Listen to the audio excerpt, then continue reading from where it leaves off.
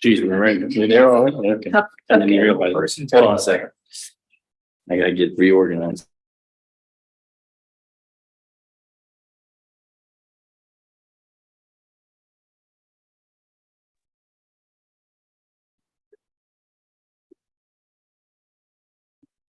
Welcome everybody to the Finance Committee meeting for September 20th, 2023. It is about 6:30 p.m. Roll call, please. Mr. Ghost, Here. Mr. Gumney, Here. Mr. Capel, Here. Mayor St. John, Here. Mrs. Cooper, here, Mr. Neff, Here. and Mr. Martin is absent, 6 present. All right, let's go right to the minutes from our last meeting on August 16th, 2023. Is there a motion Motion to approve. to approve by Mr. Grundy? Second by Mr. Neff. Any discussion? Roll call. Mr. Gumney, Yes. Mr. Neff, Yes. Mrs. Cooper, yes, Mayor St. John, Yes. Mr. Capel, Yes. Mr. Ghost. Yes. 6 yeas. All right, new business section this evening. We have several items on the list, and the first one up is our gap conversion proposal. You'll find in your packet there from Julian and Gruby. And I assume I pronounced that correctly, Ms. Steffen? I think it's Groob, Grube. yes, Okay. Julian and Groob. And we talked yesterday. Do you want to go ahead and take it from here? Yes, thank you. The attached proposal is what I received from Julian and Groob for converting our financials from cash basis to generally accepted accounting principles, so GAAP basis.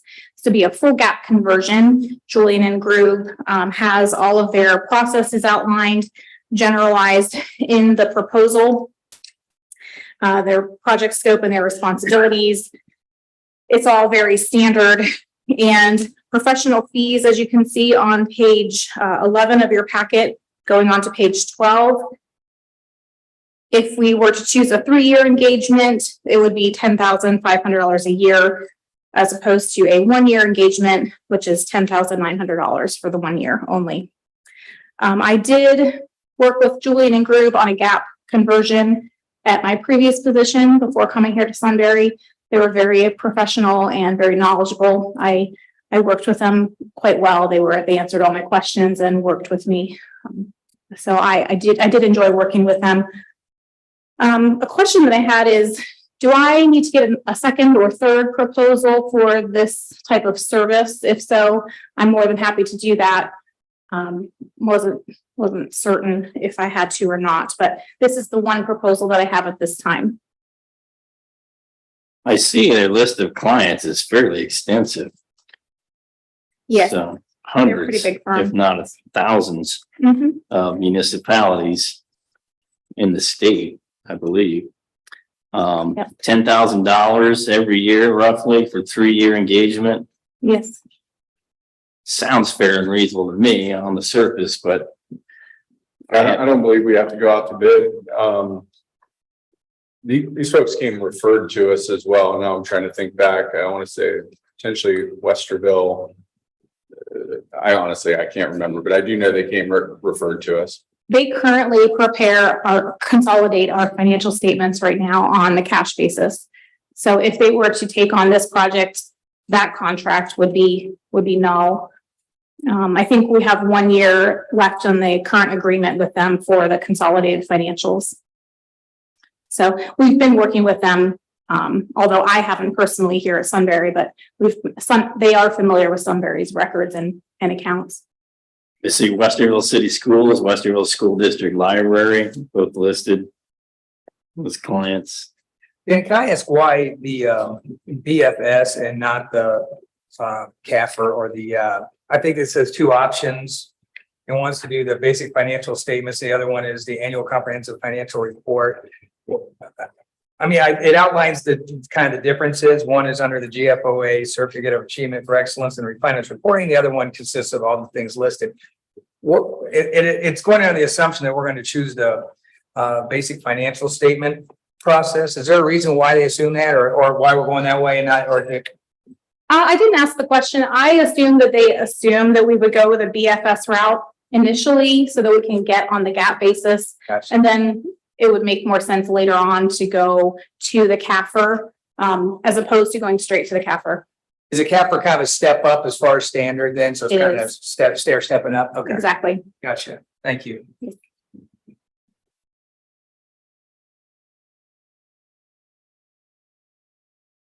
Any further questions from Ms. Steffen? You recommend? I would recommend that I would like a recommendation from Finance Committee or however it works. If you want my recommendation or your recommendation, I would be happy with a recommendation from the Finance Committee to go with Jolene and Grube. But I'm also happy to get more proposals if that's requested. Do you have anything to add to this, Mr. Hennessy, at all? No, I don't. I mean, the mayor's comment about, seeking additional bids. Again, we've used, I think in the, we've used a $50,000 threshold when it comes to professional services. So I think this falls neatly into our operating practice. So, the fact that we've got a credible, proposal at a price that seems very competitive. Again, I think we could act, and by act, I don't think the Finance Committee can act. We'll need to get this on the council agenda, but if the Finance Committee feels comfortable with it, we'll get it on the agenda for the next council meeting and go from there. I'm comfortable with it. Yeah. Sounds good. Anyone not necessarily comfortable with it? How's that? Is that enough feedback for you? Yeah, thank you. Thank Okay. you. All right, very good. Great step in the right direction. I mean, I think, even if we go out for a bond in the future, I think it's going to make your job quite a bit easier. Absolutely, it And will. capital forecasting, all those good things. Right. All Thank right. you. Very good. Okay, let's move on to the next item. There we have the impact fee appropriations. Yes, impact fee appropriations. I didn't have anything prepared for this. Unfortunately, I did mean to, but I ran out of time in preparation with the budget. But I wanted to get you guys thinking about how we are going to start using the impact fees in relation to the 2024 and future year budgets. I know that with the capital budget right now that you'll be seeing later on tonight, there are some appropriated monies from impact fees for parks. And I believe, I think that might be it. But I think we do need to start thinking about how we're going to spend those impact fees that we have. If I'm not mistaken, there is a timeline on using those. There is. Yes. I want to say it's 7 years or 8 years, something like that. I think 7 sticks in my head. Okay. And we're, And I think that the nexus is trying to keep, as you grow, there's incremental demand on services, and like the closer you tie that together, the closer the nexus is to growth and the actual expenditure. I think that's the method. So if I could just, since I didn't have anything prepared for this necessarily, I do want to point you to the document that I handed out at the beginning of the meeting. This is the consolidated budget overview, and I'll just briefly show you where to find the expected balances on the impact fees. Fund 209 and 210 and 203 and 204. Impact Fund 203 is the police, Fund 204 is the municipal facilities, 209 is the roads, and 210 is the parks and rec. And we are expecting to have in Fund 203 at the end of next year about 150,000. In municipal facilities, 400,000. In roads, 174,000. And in parks and rec, 177,000. So I just wanted to kind of get that in front of you so that you can see that we have solid balances in each of those funds that we can start planning on how to spend. and these are pretty conservative numbers, right? I think they're pretty accurate. What you expect and anticipate, I should say. Yeah, they were conservative for the 2023 budget, and for 2024, I've considerably nailed down a calculation on how to best calculate the expectation for that. So I feel comfortable with where I have them sitting now. If we do have exponential growth, they could only go up. Right now, I don't think they would decrease unless we spent them, obviously. And the housing is fairly predictable. I mean, at least we know, zoning permits and what's been approved. It may be the exception if a commercial or industrial building or something. Those are a little bit of an anomaly. It's not that we don't have that type of growth, but it's maybe a little bit more, it's less predictable. Yeah. So if anything, I'd say these would be conservative, but with what we know at the moment, I think they're pretty accurate. Conservative, given that we are expecting growth. Yeah, so just building a little bit on Dana's point there, in the capital budget, Dana and I have been working through, trying to think about the 5-year plan, all the things that we think we've talked about. It's not perfect by any stretch. But I think I pulled out impact fees as one of the sources as it relates to parks. One, given the priority that the Parks Committee and I think Council has placed with respect to J.R. Smith Park, kind of a way to help, move that initiative forward. So the only reason I think that's in there is because I feel like I've gotten enough feedback from Council to suggest that that's maybe where you want to go with those. But we haven't really talked about any of the other sources. So that's the reason. I mean, if you want to begin to kind of think about that, socialize that, communicate that to us a little bit more, I think we can begin to kind of fit that in to the capital budget going forward. What you'll see tonight, and I'm not going to jump ahead except to say what you'll see tonight is just the first step in the budget planning process. It is not meant to be anywhere near the final, so it's still very, very rough. So lots of opportunity to refine that. If we come prepared for our next finance meeting with what we want to do with those specific impact fees, that's okay. We're still good on I time. think that's the point is I think we've got time to work through that a little bit. Absolutely. And I just want to add that, this will go both ways. As I see opportunities to use impact fees, I'll of course bring those to your attention for recommendation as well. I think These are for increased level of service. So things like for an additional police vehicle, not a replacement, can't be used for wages. If we wanted to build an addition on the municipal building or something like that, that would probably qualify. An additional turn lane for the roads or additional capital improvements with parks, including and up to like the purchase of land, if I'm not mistaken.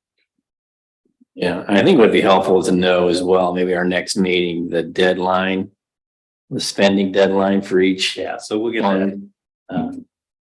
as We'll well. also confirm the land issue. Okay.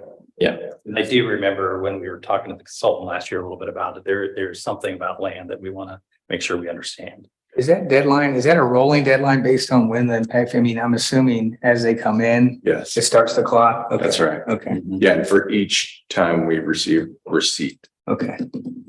How often are they received? Twice a year? No, they're received on a continual basis. So as permits come in Could be anytime, it could be monthly. monthly, weekly, daily, Yeah, sometimes. See, that's difficult to track. Ratio of the funds just will vary. Right. Yeah. That's why we have a sheet put together for all, you have a sheet, an organizational spreadsheet to I do. tell you the deadlines. I don't have the deadlines on there, but I can add that. No problem. Yeah, okay. What I was gonna say is I think back to my original point, the closer you can keep it to, and I'm not saying in the first year, but 1, 2, 3 years, so you're not in jeopardy of, okay, wait, we're just trying to build this balance and do something massive. It should be more incremental. Right. Makes sense. All right, very good. Thank you. Let's go over to the NSF fee line item here on the agenda. As I understand it, whenever someone writes a check, we currently have no penalty for doing so for an NSF. What would you propose that we do? I've seen it charged by banks to be $30 per non-sufficient fund. I've seen it as low as 15. Our bank currently, I looked through the past year of history for non-sufficient funds, and there's been no charges from First Commonwealth. I know that there's been at least one or two, and there aren't very many. There aren't very many that we encounter. So it's not a major issue. I did have it on the agenda just to get your opinion on what that dollar amount should be, because I do feel that if we do have a non-sufficient fund charge, that we should be prepared to pass that charge along to the customer if that is something that we desire to do, and that we can have that in writing. I think it's important to have something, it just as a check or a deterrent. In some way, shape or form, before you're writing that check, just make sure that because I think folks know that most places are going to charge a fee if it's not available. So, Right. I would say our risk here is very low. We don't see these often. So Would we only charge the fee if the bank actually charged us the fee, or would it just be automatic regardless if the bank charged us? Because we wouldn't, I guess, know until if the bank would have to notify us that the check was returned, and then we'd have to turn around and. yes, the notification would first come from the bank. Right. And in the case, when that happens, I don't know that the bank charges us anything. Like I said before, I did scan through the past 12 months of our statements from the bank on these fees. And while we have fees for ACH and positive pay and wire fees, there's nothing for NSF listed at all. what's the primary service? The utility, the sewer? Yes, utility, sewer, thank you, yes, sewer. If we do receive an NSF item, doesn't that kick off some process for us to go and try to capture the payment again? Yeah, I mean, yes, there it is would, workload associated. It's not just if we get the fee, it's we have yes, to go and reprint a statement or assess a late charge or some manual effort. there is, correct. We could call it an administrative fee. Could call it whatever we want, I suppose, right? Mhm. Return check fee, non-sufficient fund fee is Right. typically what it's called. I would suggest that we put one in place. I don't anticipate needing to use it very often. I would recommend, $25 or $30 per instance. 30 is the standard now. It could be higher. I don't know. I think ours is 30. Would we need an ordinance or a resolution or just guidance? I would say probably a resolution. I can check with Mr. Bream on that. Any of you have any feedback on that? Any opinion on if we should do it or a dollar amount? Seems like a good idea, although how many checks are we seeing anymore, right? Yeah, I think it honestly kind of goes into a conversation we're going to have with rate of delinquency. It's like if there's no deterrent, the reward for everybody that's doing it correctly, right? Is you don't get the fee. You're following the rules, but there has to be something to disincentivize people from writing Yes. checks that they can't cash. Mhm. And I understand there are circumstances that happens. I really do.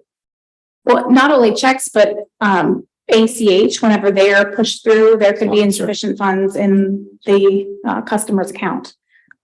And that would trigger a charge as well, and more work for the administrative staff to track that down, to make sure it's reconciled correctly, Mhm. so on and so forth. I think a $25 or $30 fee is appropriate. I'll put something together and bring it to the next meeting. Okay, very good. Thank you. Let's go to quarterly investments review. Page 27 of your packet tonight is a memo to the mayor and finance committee members pursuant to our investment policy, which we passed updated earlier this year. This memorandum serves to provide a detailed review of our investment portfolio. So this will be our first official quarterly review for the investments. Currently, let's see. So I have got a lot of information from Brian Carter. He's my Fifth Third associate who handles all of our investments. And he provided me with some information on the Federal Open Market Committee, or the FOMC. And in here, he discussed the long-term target for inflation. The long-term target by the federal funds is currently set at 2.5%. And right now it's above that. So the the goal is to reduce it over time, and it's looking to be around 4.375 in 2024 and 3.45% in 2025. So as this happens, as the rates are lowered over the years, that will have an effect on our investment accounts. It'll changing the short-term investment value in our money market funds and our savings accounts and our checking, such as the amounts and balances that we have sitting in our First Commonwealth account and our Star Ohio account. So those, while we're getting great rates and interest earnings on those accounts right now, that won't continue into the future as the Fed lowers the rates. So we just have to be we should be a little proactive in making sure our money is doing the best for us with what we know to be happening in the future. So the current federal funds rate is 5.5%. And as I mentioned, the target is 2.5%. And there's another printout on the next page where you can see kind of the hikes and the cuts and the percentages over time as they're looking out into the future. As of August 31st, the city of Sunbury had an investment balance of around $8 million in Fifth Third securities. And within that $8 million, the average duration of that whole portfolio is around 7 months. And the book yield is right at 3.2%. So it's kind of a lower percentage than what we could probably be getting right now with the rates being around 5.5%. But this is just a result of the history that we've had these funds invested in short-term funds that are now coming due. Most of them are coming due within the next year or so. The availability to invest more of that money in shorter term investments that will yield higher interest rates over a shorter period of time is there for us and available, and we should take advantage of that. You're saying basically like no longer than maybe 2 years, but ideally like year investments. And the difference in those 2 points between 3 and 5 on our $8 million balance. I don't know if all 8 is liquid, but if that is, I mean, that's $160,000 difference over a year period. Yeah, on page 29, you can see this is the actual grouping of how much money we have. 0 to 1 year, we've got $5.3 million, and 0 to 1 year means it's maturing within now and 1 year from now. So we will have $5.3 million within a year to reinvest in shorter term funds that could yield a higher rate for us. And going out 1 to 2 years from now, we have just under $2.5 million, and 3 to 5 years, we have $243,000. So that was a result, that small amount out there that's going to be coming to maturity in 3 to 5 years is a result of us updating our investment policy earlier this year to include investment opportunities that were longer than 2 years. So what's your plan, so to speak, in the next year? Since we will have $5.3 million coming into liquidity and out of these accounts, investment accounts, I would like to be a little bit more proactive in investing them at smaller term so that we can get higher yields in a shorter time frame. Like a CD? CDs, money. I'm not sure about how all the different I guess vehicles, how long they last in maturity, but I would definitely leverage the knowledge of Brian Carter at Fifth Third to help guide in this process. But I know the opportunity is there for us to do more with our money. So I just would like to take advantage of that. Could be like we discussed Fed bonds and then some of the private sector, I forget what they call them, like ultra secure bonds. Like there's sometimes these 1 year bonds where businesses need working capital and then they're paying it back at the end of the year. Yeah, commercial paper, treasury notes, yeah, things like that. And I do know the CD yield for some of the local credit unions for the 6 month rate is the same as a 12-year. And it's around 5%. Yeah. But I don't know if that applies commercially or municipality wise, if that's a personal account. That's different. I mean, the thing is that we're seeing those types of vehicles and rates all over the place right now. So as long as, and Fifth Third can definitely find funds that will pay similar rates to that. So that we are restricted in what we can do by the ORC, but we can find similar rates. Yeah, kind of for clarification and education, quite honestly. So, we have three banks that we have our money in primarily: Commonwealth, Star Ohio, and Fifth Third. And I am assuming we're pretty conservative in our investments in those banks, relatively speaking, to say the private sector and those types of things. But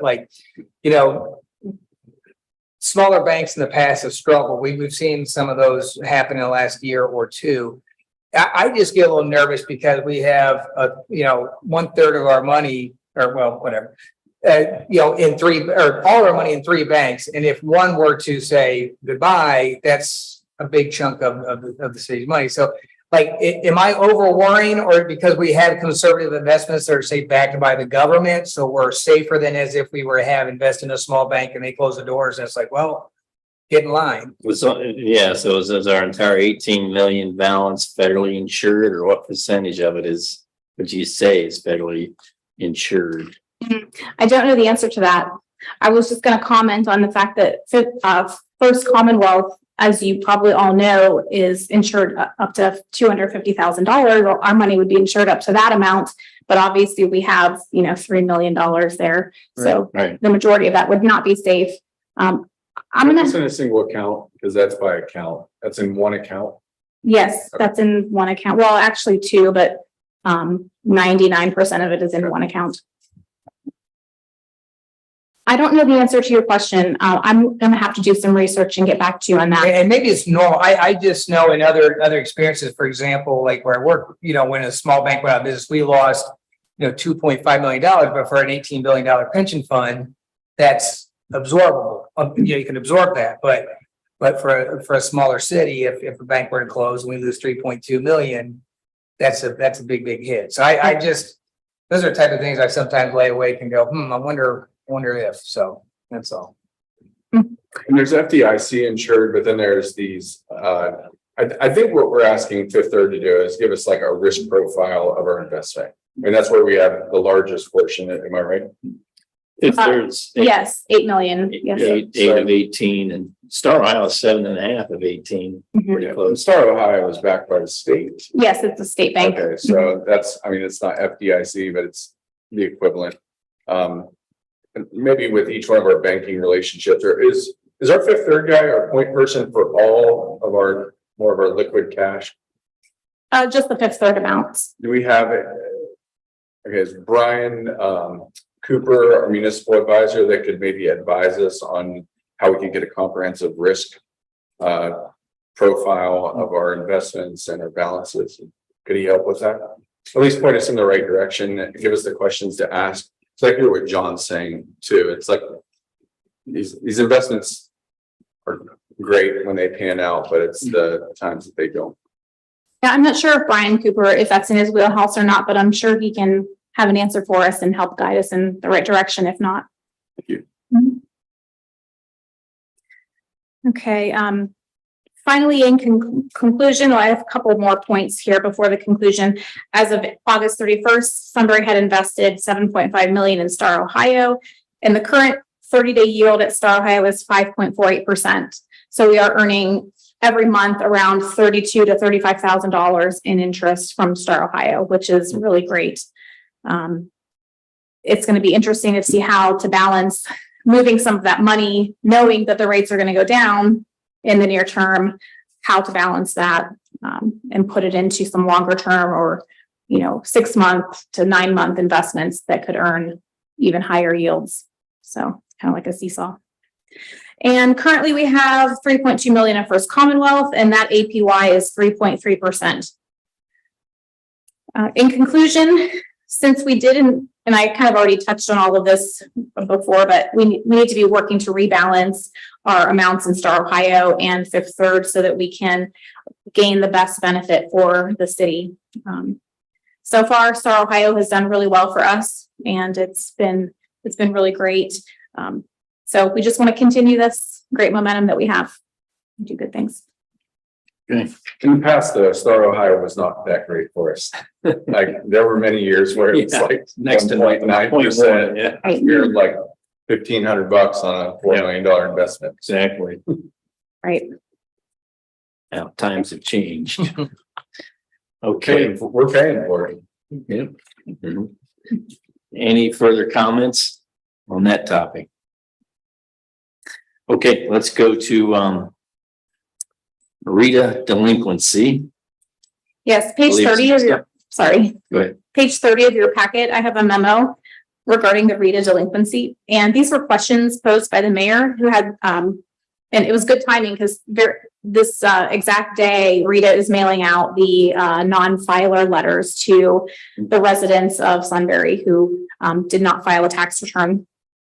And I think they're focusing on 2018 through 20, I believe, or 17 through 20. There's a time period that they're focusing on within the past 5 years. So how does Rita identify a delinquency? In other words, how do they determine whose account is considered delinquent and how do they determine who gets a non-filer letter? So Rita collects information from various sources, including the state and the federal documents, state municipalities, W-2s, water billing lists, other utility information, et cetera. And they have a system that they call Retax.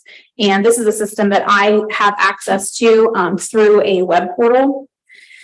And whenever they add a individual's account to Retax, their system does some calculations and determines if that individual failed to file a tax return for Sunbury for a certain tax year. And if they haven't, then the account is identified as delinquent. They also look to see if they received a death certificate or proof of moving out of the city, in which case that would indicate that they're not a non-filer. They just don't, they don't have to file, so therefore they didn't. And that makes sense. They wouldn't get a non-filer letter in that case.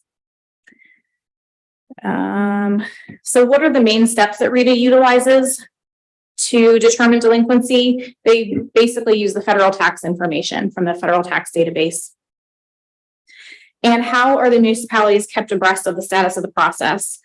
So Rita will provide the number of delinquent accounts. And I believe I forwarded that email to all of you today, something like 1,700 accounts, if I'm saying that right. Yeah, which I thought was staggering. Yeah, 1,700 out of yeah. 8,000. That's over a 5-year reporting period though, right? Okay, We had Yes. non-filer probably in multiple, yeah. You could, yes. Right. still seems awfully high. It does. I thought the same thing. Yeah, my guess is at least 50% of them will be non-filer for a perfect reason, like they have a good reason and they didn't have to file. So the majority of that will probably be all a non-issue. So once Rita sends out the non-filer letters, they are due on October 17th.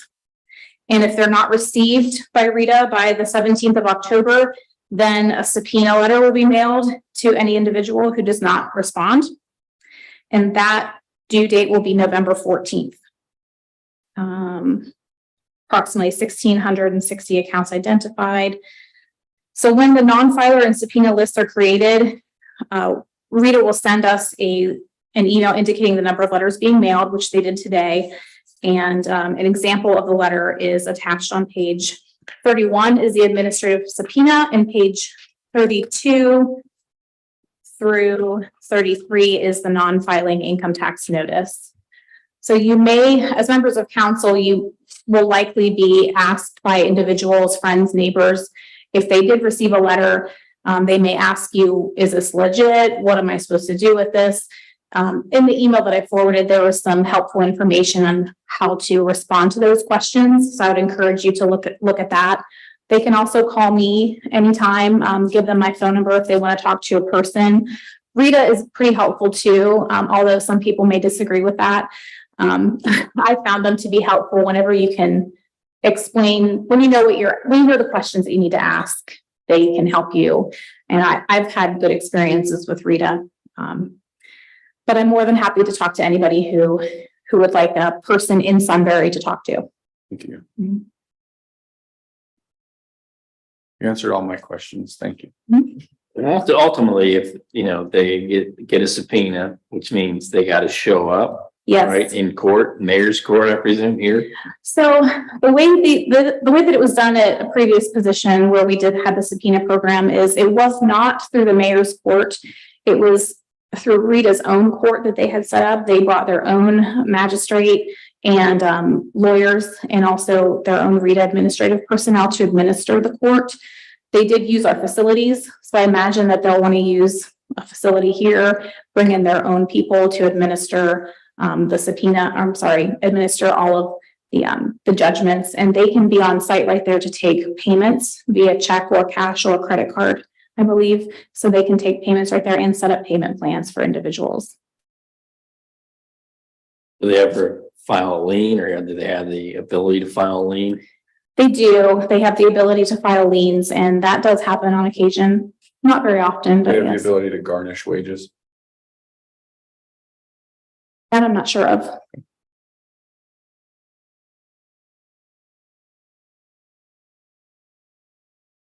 Thank you very much for the Mhm. thorough. Any further questions on that at all? Okay. Thank you, Ms. Stephanie. All right. Let's move on to, we have two items left, really, the budget, first draft. We touched on that with the impact fees a little bit earlier. Then we have the construction administration, inspection services, the facilities project. So let me do the construction and administration and inspection services. I don't have proposals from all three companies. We did ask, so this is the police and municipal building renovations. As you know, we've identified the contractor. We got pricing on the bonds today. I put that in the administrator's report. They're right in line with what Baker Tilly had anticipated we would be receiving. So all of that's good. And so we're marching toward the sale of those bonds and should have that done here soon in early October. But one of the other things we do is, so you've got the architect who's done the design. Now we've got the contractor in place. We need somebody to administer the construction contract and inspect the services. So I have reached out to 3 parties to get proposals. I have responses from 2. So we'll just hold this until the next meeting. It won't delay the project in any way, shape, or form. We can administer it up to that point. There won't be inspection services going on. So it's not like we're gonna, have construction occur without, a qualified individual to review that. So. Can you tell us who the 3 are? So the architect has given me a bid, MS Consultants. We had reached out to DLZ. They're the inspector working on the street program. And I've asked CT Consultants to give me a proposal as well. Okay. You remind me of the overall timeline, and I'm just thinking like when is somebody gonna start hitting a wall or So something? I anticipate that they're going to come to me with a schedule tomorrow. So we do have a meeting with Setterland Building Company tomorrow afternoon. We had met with them about 3 weeks ago, talked about the long lead items that will impact the schedule. What we learned: generator, electrical switches, windows, bulletproof glass. I think those are the key long lead items. So what they agreed to do is go back to their subs, kind of talk through when they're going to get it, and then that can kind of put together a schedule when they think they're going to, be ready to do those portions of the project. Or is there a workaround that we would want to consider? The generator is an easy example. We may not be able to get the full building generator, but we might be able to get a small generator that does all the critical pieces. And so, anyway, so they're supposed to come back to us tomorrow. Hopefully I've got a schedule at that point. I'll be able to share it with council. Is your plan, Mr. Hennessy, to basically have your finger on the pulse of the project in addition to the administrator that we're going to hire? Oh, yeah. I mean, staff will be involved. We've already talked about setting up a weekly meeting with the contractor during the construction phase, and we'll have staff participating in those meetings. So yeah, we'll be intimately involved. Good deal. I did have a Not question. inspecting. I did have a question from the chief and deputy chief. I don't know if they had asked you, but as part of the bond, did that also cover things like the furniture and items like that? It did not. Okay. We had talked about that during the planning process. We had identified what the contractor, I'm sorry, what the consultant, the architect had identified as the cost. We had put in a placeholder item. I think I put in about, I think it was $200,000 for furniture, technology, those types of things, but we didn't put that into the bond. We just put that in as some additional expenses. And so what you'll see in the budget proposal is we do have those items in the budget, to make sure that we can kind of get these buildings open and, furnish them appropriately. I mean, I'm not saying we're going to get everything. We're certainly not getting all new brand new furniture, but, we'll need to do purchase some pieces that we don't have now. Brings up the question of impact fee usage. Is that possible? I mean, we'd be sitting on roughly. I think the facility upgrades would qualify, but again, I'll confirm that every time we talk about spending impact fees, we'll do an additional check with the consultant on that. I was thinking of something like in the private sector, is it able to be like depreciated, right? Yeah. Like a roadway or a police cruiser furniture in the private sector definitely is depreciable. Yeah, furniture and fixtures, yeah. I don't know what our depreciation is. It 3 years, 5 years? I don't know. It should be 3 to 5 years, but we don't depreciate right now, Right. but we will on the gap basis. That's right. There you go. Thank you. Okay. Budget, onto the budget. Yeah, so I gave you a packet here. I didn't get it ready in time to put in the official finance packet, but I do have all of the proposed budget. Now, this is a very, very preliminary draft. Please keep that in mind. It'll be scrubbed, continue to be scrubbed over the next several weeks. So the next time you see this, it will look a little different, most likely, and be more fine-tuned. So the first page here is our consolidated budget overview. You can see every fund listed on the left-hand side with the expected balance as of the end of this year. And in total, we have $19,723,108 in expected balance at the end of the year. Now, this does include the $3.3 million for the bond, which we had priced today. And that's in the Fund 701, just for your reference there. Okay. Second to the bottom there. Yes. Okay. In the brown columns, this is the 2024 projected available funds. We have anticipated revenues in that very first brown column there, anticipated revenues totaling $21,493,000. Adding up those two columns gives us our total available resources by fund, cumulatively $41,217,000. And then in the next column, we have our appropriations. These are all of the expenditures, whether they be operating or capital. All the expenditures are included in that column by fund. We also have transfers, and this is particularly the bond retirement. I do expect this column to change the next time you see this document, when I have had more time to go through all of the debt and the exact amounts that we need to pay in 2024. And finally, we'll have the projected balance as of December 31st, 2024, leaving us with, conservatively, I would say, $13,473,000 combined. On the following pages, I have details behind all these numbers. Next, behind the consolidated budget overview, there are 2 pages, and these are your revenue accounts. So this will show you how much we are expecting to receive in revenue for all of our funds. First on the docket is the general fund. That's in the green column there on the second page. We've budgeted $4.8 million in municipal income tax. Just as a reference, this year we budgeted 3.6, but we are expecting to receive by the end of this year, 4.8 million. So this 4.8 million is just what I'm looking at receiving in 2023. So that's a conservative estimate. As you know, our income tax has been going up every year. I did not increase that, though I did increase it from the 2023 budget, but I'm keeping it steady with what we're expecting to receive with 2023. Does that make sense? So if it, just to be clear, if it's if we outpace like we did this year, we're looking at 18 to 20% higher than this. Yes, if we outpace at the same rate, yes. Some other smaller amounts in that general fund, down at the state grants or aid, I've listed $500,000 for an anticipated loan with the OPWC for street projects. So that's what that is there. And other sources of 220,000, that's basically interest. I was gonna ask where you had that. Yeah, The that's all. 30,000 a month Yes, anticipated. Okay. that's interest.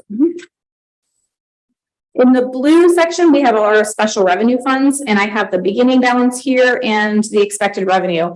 And here you can see all of the impact fees towards the middle of the page. And still in that blue column, you can see under the drug law enforcement fund, impact fees, police, the municipal building, roads, and parks and rec. So you can see what we're expecting to receive in every fund throughout the year. On the next page, we have our special assessments, internal service funds, which we don't have anything. Enterprise funds is our water and sewer funds. Water fund has a balance, but we don't expect any revenues because we don't have any activity in that anymore. And just some smaller funds there. On the next several pages, these are the appropriation summaries. General fund is first with all of the departments listed. So you can look and see how much we're spending on personnel costs for the police department, for example, supplies and materials for planning and zoning, so on and so forth. More interestingly, though, I'll draw your attention to this page here. And it's going to be the last several pages of your packet that I handed you before the meeting. And these are the budget appropriations by line. So this will show you every single line that we have on our operations and capital, and what we are budgeting to spend in 2024 and what we've budgeted in 2023. So you can kind of compare what we're changing. So in the general fund, the most expensive department is our police department. And as you can see, we're budgeting 2.9 million this year. I'm sorry, in 2024. That's an increase of about $600,000 from 2023's budget. And that is primarily due to wages, benefits, and a lot of capital items that we're adding as well. Let me make sure I understand. So I know this hasn't been approved yet, but you've gone out to all the department heads. They've come back with wish list is a little bit of a loose term, but they've come back and said, we would like to. Yes. And this is plug and play. So in other words, like we have quite a bit of time, maybe not a whole lot of time. We've got time to refine these numbers. Absolutely, we do. Okay, thank you. One other thing I'd like to point out, wages and salaries, that is the largest expense, as you all know. That has been updated based on where we expect the needs of each department to be in 2024. So we've asked each department head how many additional positions, part-time, full-time, and those have been included into the budget, as well as a 3.5% wage increase across the board, just to start with a baseline. So that's all built into the budget, not just for the police department, but for every department. So as you've looked at this, what kind of red flags do you see? Anything in particular we should be extra concerned about? I wouldn't say I see any red flags. From a percentage of the budget standpoint, or, from an expense standpoint, anything looks too high?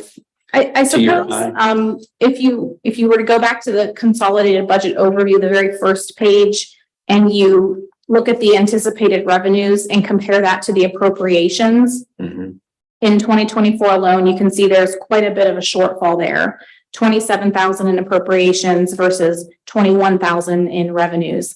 3 million of that is related to the bond proceeds, which is actually in the expected balance column for 2023. So that's making up 3 million of that difference. The rest of that difference, I would say, mostly related to capital items that are budgeted for 2024. In my experience, not every capital item gets purchased in the year that it's budgeted. In fact, probably 50% of it does. I don't want to say that that's standard, but just in my experience, that's what it is. So these appropriations are probably much higher than we will realize. And the revenues, as I mentioned before, are lower than we will likely realize. So this is a very conservative budget. But looking at that, you may notice that big disparity, and I just wanted to point that out. With debt to revenue percentage ratio, where are we now? 12, 13% with the new bond? I don't have an answer right now off the top of my head, but I can get that for you. Yes. One thing that I think you make a good point on the bond. We've calculated that in 2023 revenues. I mean, if you move that over one column into 2024 anticipated revenues, the gap is, I mean, less It's a than big half difference, yeah. there. So I think that's an accounting thing. It is. But I think Ms. Steffen brings up a good point with capital. I know there's trucks that we have, appropriated funds for this year that we're definitely not going to be purchasing. Right, and those monies will be showing up in the expected balance column, similar to the bond, what I mentioned. They'll be in the expected balance for 23, not in the anticipated revenues, because they're not revenue in 24, but they're part of our carryover balance. Right. And there was one other question. I had a question on the sewer fund that you may have hit on this, but $13 million revenues, $13 million appropriation. Is that the loan? That's the loan, $10 million, yes. Mhm.